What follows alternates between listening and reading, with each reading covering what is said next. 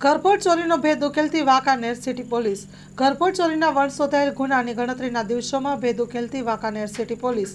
મોરબી જિલ્લા પોલીસ અધિક્ષક રાહુલ ત્રિપાઠી નાઓની સૂચના તેમજ વિભાગીય પોલીસ અધિક્ષક વાંકાનેર ડિવિઝન વાંકાનેરના એસ.એચ. સારડા નાઓના માર્ગદર્શન હેઠળ વાંકાનેર સિટી પોલીસ સ્ટેશનના પોલીસ ઇન્સ્પેક્ટર એચ.એ. જાડેજા નાઓને વાંકાનેર સિટી પોલીસ સ્ટેશન વિસ્તારમાં મિલકત સંબંધી ગુનાઓ શોધી કાઢવા સૂચના કરેલ હતી।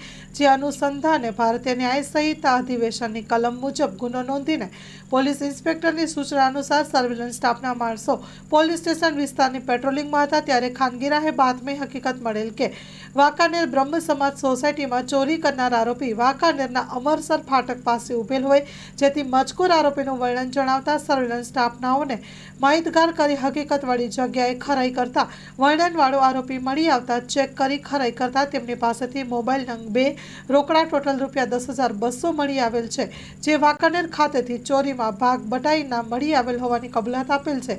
જે પકડાઈ ગયેલ આરોપી છે શાહરૂખ ઉર્ફે બાઠિયો સલીમભાઈ શેખ, ઉંમર વર્ષ 25, જેઓ મસ્જિદની સામે ચંદ્રોડા ગામ, તાલુકો બેચરાજી, જિલ્લો મહેસાણા વાળો છે।